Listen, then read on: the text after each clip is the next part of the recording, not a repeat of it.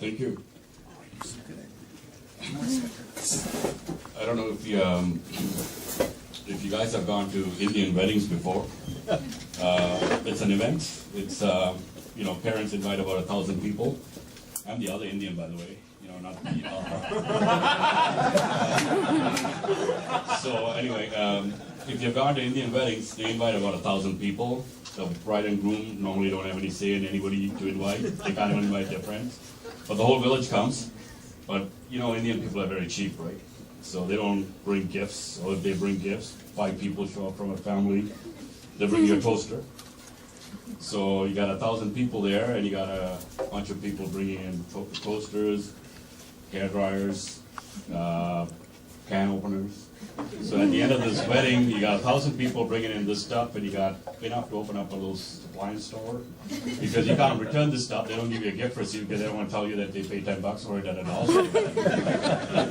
So you get these gifts and you don't know what to do with it. You can't go back to a store and give it, no, Bay doesn't take it back. So you end up with these gifts and don't know what to do, open up an Indian appliance store. Anyway, talking about diseases, I get paranoid with H1N1, SARS, all these different diseases. This year we have a flu epidemic with 10 times the number of people getting infected with the flu in Canada and North America. It's crazy. I go to drop off my kid at the daycare, and every day there's a sign that says, "Alert, chicken pox this week." I come back next day, "Alert, gingivitis." Killer? Come in, and then there's another sign saying, disease. I'm going, disease, so what happened to 1 in 4? 6 to 10? Are we missing something, or is there no one wants to talk about it? I don't know. I just go to work these days, and you have a boardroom of 20 people in a meeting, and all of a sudden Johnny sneezes, and everybody ducks out of the table. And 48 hours later, oh crap, we got the flu now. The whole division is wiped out. Nobody's coming to work. You got to change the release date for data or wherever you work. Like all the deadlines are screwed up. I don't know. I don't know whether you heard the story about this guy in an apartment building in Toronto. He flushed a snake down the toilet. Did you hear that? Well, I guess the novelty wore out. Got a snake, I guess, at a corner shop there. Some guy holding it up. I got a snake here, you want it? And he brought it home, and decided after a couple of weeks, the wife said, "It's the snake goes," or I go, "Which one?" So I guess he decided to flush it down. Guess what happens? He thinks it's going to go to Lake Ontario and have a swim down there, and that's where it belongs, I guess. No such luck. It starts doing a tour around the building. Pops into somebody's toilet, says hi, peekaboo. You got women screaming out of the toilet going, "There's a snake in there." Husband runs in, looks at it. "Honey, next time flush it, that's not a snake. You've been staring at it too long, it's something else." So, so this goes on for a few weeks. This is a true story. I'm telling you. This goes on for a few weeks. People are complaining, women are running out of the toilet, guys staring at the, whatever, and, "Oh, it's a snake, or what is it?" Anyway, so this goes on, and all of a sudden there's a plumbing problem. Plumbers come in, they open up the drain, they figure out where the plug is. They find a snake stuck in there. It's been eating and having a feast. And it got fat. I guess he bought a snake that he didn't realize how big it could get. It plugged up a pipeline this big. They cut it out, and the snake falls out of it. I don't know what people are thinking. I don't know if people know, but I got friends phoning me and saying, "Let's go camping." My family made a decision to come to Canada, like other Indian people, saying, we got to move away from lifetime of camping and living in poverty. Let's move home. So now I got a house, a bed, climate control. And next thing you know, I got friends phoning me and say, "Let's go sleep on a rock." And I'm sleeping in a tent, fearing that a bear is going to come and attack me, or a coyote is coming out of somewhere, or a snake is going to bite my ass, or a mosquito bite. What's the excitement behind camping? Like, I like to live in a nice home, watch TV, relax. What is this? But anyway, I got some advice for us. I see a lot of single guys here. Marriage. I've been married for a while. I see a bunch of single guys here. Here's some good advice, okay? You go to Lava Life and Match.com and you put in, I'm looking for a blue-eyed blonde, 110 pounds, or brown-eyed brunette, 110 pounds. I like walking in, moonlight and, beaches and whatever. That's crap. The real stuff to ask is, what temperature do your thermostat set at? Ask that question. Because I go to bed, my wife sneaks down, turns down the temperature. I get up in the morning and go, somebody leave the window open? What the hell's going on here? It's freezing. So no such luck. It's the temperature is down. Like, she's saving me money, but I'm from, see the color? I'm like 40 degrees Celsius. I got like minus 18 inside the apartment. What's going on?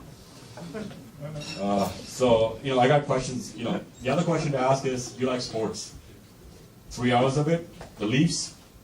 If the answer is no, you got, make some decisions with that. The other question to ask is, do you like to sleep straight or in an angle? Do you like to cuddle? And the other important question is, do you think you're always right? And if that question is wrong, you got to think twice about putting that ring on. Beyonce says, put a ring on it. I don't know. Guys, think about it. You put a ring on it, you got an evil force who's controlling your life now. You must obey it. Or else, all of a sudden you become invisible to hot chicks. Life is ruined. So get ready for, think twice. Talking about my wife, we go to Toronto a lot. Yeah, I don't want to point to her. That one, no. So we go to Toronto, drive back a lot. So, go visit family, eat a lot. Sunday afternoon, you're driving back. So I keep telling her, I'm going to fall asleep, I'm getting tired. She goes, I'll drive. So I tell her, drive, but don't speed. I don't need any of this insurance going up and paying like $5,000 a month. So I tell her, don't speed. So I fall asleep, get up, and I'm staring at a police officer. And she's hitting the brakes. I'm looking at a police officer going, what the hell happened? And he's yelling at her, get off the road, because she's like halfway out and halfway in the middle of the highway. It's like, get off the road. So she gets off, and he goes, I didn't pull you over. I'm like, thank God. There goes that insurance part. So somehow he gets her back on the highway. Now remember, wives, nothing is their fault. So I go, what happened? Why'd you get pulled over? She goes, well, that woman was chasing me down behind me, tailgating me. I couldn't take it anymore. I was speeding up. I'm like, if she's tailgating you, just change lanes in her door. What's the big deal here? But she decided to speed down. She sees a trailer coming behind her. She's going like 150. What the hell?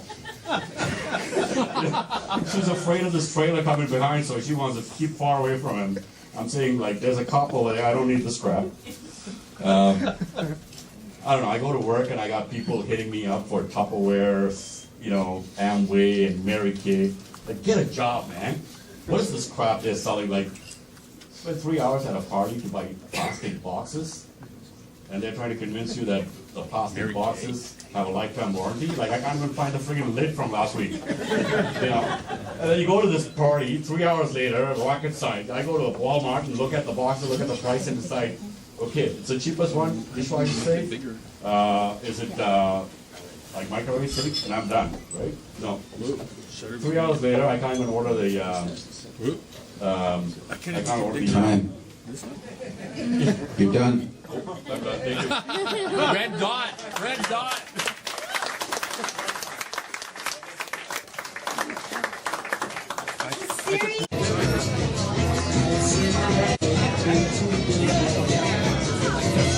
I'm gonna be honest with you. I'm gonna have trouble pronouncing his name. I don't mean any disrespect to him. Are you guys ready for your next comic? Okay. Ladies and gentlemen, please welcome to the stage Sri Kanigara Raja.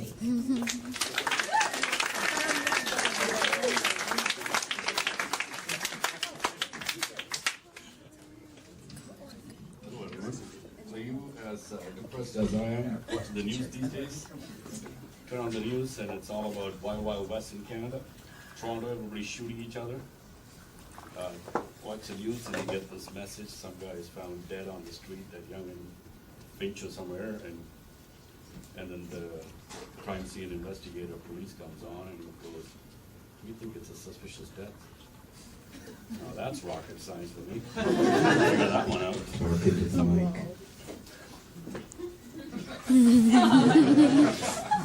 Is it on? There we go.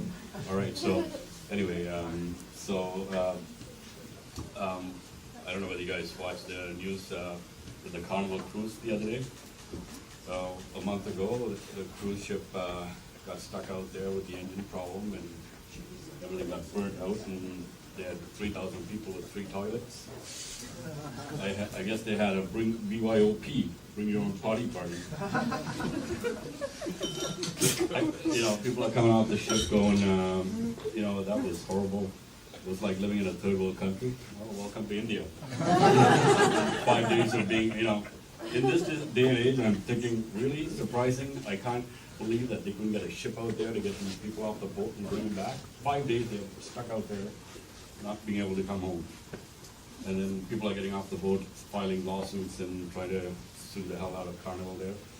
And a few months ago, you heard the story about the guy who decided to say hi to his girlfriend in the Mediterranean there and drove his ship right into a rock and sunk it. Another Carnival destiny there. So anyway, I don't know. Watch the news and get depressed and things. Tornado, summer. These guys are living in Kansas, and tornado goes by. So the newspaper reporter is reporting this, and she's holding the microphone to this guy. And so what happened? He goes, the tornado came by, blew my house to bits. My car is missing. My tree's gone. And then it says, this guy lives in Tornado Valley, and I'm going, really? You're surprised about this stuff? You're living here? Move to another city, man. There are a lot of cities available. You're in Tornado Valley, Kansas, Texas, all those are tornado country. You're taking your chances. I don't know whether you guys, I called the cable company the other day to have a problem with my cable. So the system says, give me say your number. So I'm like 61382, and it repeats back, go 512. I'm like, what the hell? My accent is not that far off, is it? Then somehow, I'm fighting with this machine, and my daughter comes over going, what's going on? My dad's yelling at the phone here. And a few minutes later, the system hangs up on me. I'm like pissed off now. I'm dialing it back, punching in my number now. Now it tells me either talk or punch in the number. So I punch in the number. Then this wait there for a while, and this woman gets on and goes, so can you give me a number again? And I'm like, I spent like half an hour trying to punch in the number. What the hell is this? Again? So you punch in the number, and the woman gets on, and like the host having a little bit of challenge. They've given them customer service 101 course. Make sure you pronounce the name of the guy who's calling you. So she's like, Mr. Car in the Garage? No, I don't have any car in the garage. It's Kenna Garage. There's a vowel after each syllable. After each consonant. It's simple. Pronounce it. So, I'd rather, just call me Mr., call me anything, but it's not like killing my name. That gets me annoyed, But anyway. You get through the system, and then finally she decides, okay, I'm going to set up an appointment to send somebody over. And before that, she goes, did you plug it in? Plug in the cable? Really? You're checking with me? Now I have to make sure that the cable is plugged in? I should be able to figure that out, right? Anyway, she starts insulting me with that kind of nonsense, and after a while she goes, okay, I'm going to send somebody over between Thursday and next week. Whatever, man. The city planners in Ottawa are driving me nuts. I've had it with the cable company. City planners here, I don't know whether you guys find the same issue. You go to a light and you gotta wait there for like a few days before a light changes. They got lights for left turn in Toronto. I'm from Toronto, so for me to go and stand at the light, wait for about half an hour for it to change, it's driving me nuts. They're building these new roads now in Ottawa with Woodruff. I don't know if you've driven up Woodruff with this big median. I don't know what they're trying to stop. Like, you must be an idiot to try to take a left turn onto this median, and they have to make it bigger. Not, this small median is not enough for people to stop driving the world. They decided to make it bigger. So the other day I was driving, I missed the turn, ended up in Quebec. Going, uh-oh. So now I have to figure out my great now in French to ask him to get me back to Canada. So I go, j'aimerais chez, I don't know, my house down there. How do I get there? So the guy's looking at me, asks if I'm slapping him. What the hell are you telling me? Un, deux, trois, chez moi, Barhaven, somewhere down there. Get me over there, please. Still slapping him.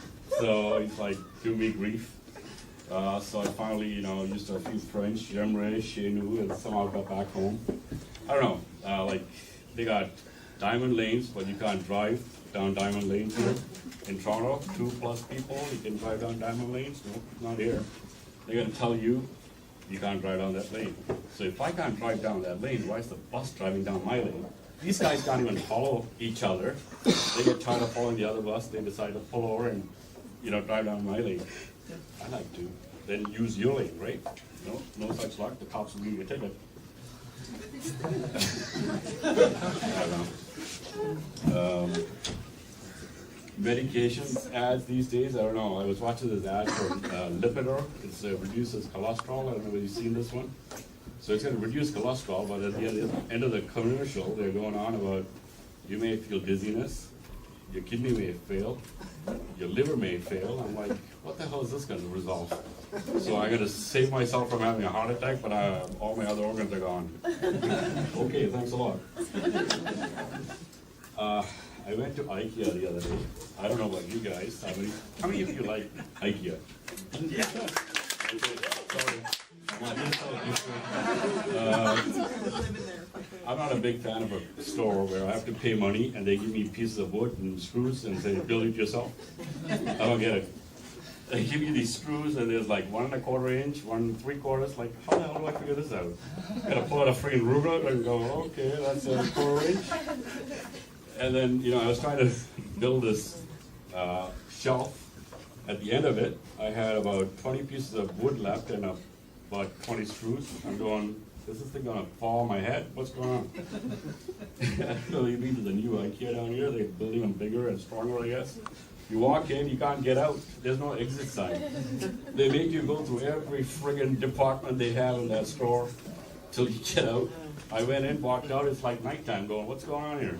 I don't know, it's crazy. They have restaurants now, you get your breakfast, then you go into Ikea and spend a few days and then get out with your lunch. It's crazy. They're starting to open up liquor stores there too. So the husband can stay there like me and get drunk while wives are like spending your money like crazy. I don't know, I find it's crazy. Anyway, I think my time is up, but thank you.